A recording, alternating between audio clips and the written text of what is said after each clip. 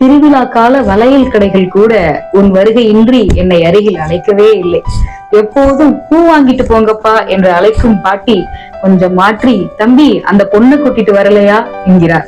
பூங்காக்களின் அமர்வுகளில் கூட உன் இருக்கை வெற்றிடமாகவே இருந்தது. நிழற்குடை முதல் பழக்கடை வரை நீ இல்லாததை எனக்கு நினைவுபடுத்திக் கொண்டே இருந்தன. ஐஸாவது சாப்பிடலாம் என்று சென்ற இடத்தில், தம்பி அந்த பாப்பாவுக்கு ஸ்ட்ராபெரி, உனக்கு என்னப்பா என்று கேட்கிறார் ஐஸ்விற்கு மன்னன். எப்படி சொல்வது நான் மட்டும்தான் இல்லாமல் இருந்து கொண்டிருக்கிறேன் என்று. உன் நினைவுகளை ஒதுக்கவே வெளியே வந்தேன். மீண்டும் மனதில் செதுக்கியது போல் ஆகிவிட்டது நாம் ஒன்றாய் கழித்த அந்த அழகிய நாட்கள்.